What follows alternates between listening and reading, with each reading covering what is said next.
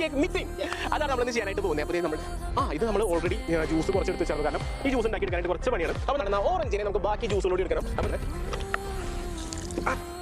ഉണക്കമുന്തിരിങ്ങട quality അണ്ടിപ്പരിപ്പട നല്ല ചെറുപ്പഴം അവനായിട്ട് എൻ്റെ മുകളിൽ കുറച്ച് ടൂട്ടി മഞ്ഞ ഒരു അമ്പാനി വൈബ് കിട്ടാനും ഫ്ലേവറിനും വേണ്ടി നമ്മൾ കുറച്ച് ടിക്കറ്റ് കൊടുക്കാം. പിഗ് അധികം കഴിഞ്ഞാൽ പിന്നുള്ളത് അറബി വൈബ് ഉണ്ടാകും. സാധനം കഴിച്ച് കഴിഞ്ഞാൽ നമ്മുടെ സോക്ക് ഇനി കുറച്ച് ദിവസം ഇങ്ങനെ നമ്മൾ സോക്ക് ആവാനായിട്ട് ഇങ്ങനെ വെച്ച് അടച്ച് വെച്ചേക്കൂട്ടോ. ഇടുന്നത് മൈദപ്പൊടി നട്ട് വെച്ചെടുക്കുമ്പോൾ മൈദപ്പൊടി അതിലേക്ക് ഇത് നമ്മുടെ കൊക്കോ പൗഡർ, ബേക്കിംഗ് സോഡ, അതുപോലെ തന്നെ ബേക്കിംഗ് പൗഡർ ഇട്ട് കൊടുക്കാൻ പോവാണ്. ഉപ്പ് ഇട്ട് കൊടുക്കാം. ഇത് ബട്ടർ യൂസ് ചെയ്യും. നമ്മുടെ വെജിറ്റബിൾ ഓയിൽ ഇട്ടാം. കോഴിമുട്ട ഉണ്ടാ ഏകദേശം ഡ്രൈ ഫ്രൂട്ട്സ് ഇങ്ങനെ ഇടാൻ പോവാണേ. ബാറ്റർ ഫില്ല് ചെയ്ത് കൊടുക്കാൻ പോവാണേ. അടിപൊളി ബേക്ക് ചെയ്യാനായിട്ട് വെച്ചേക്കാണത്.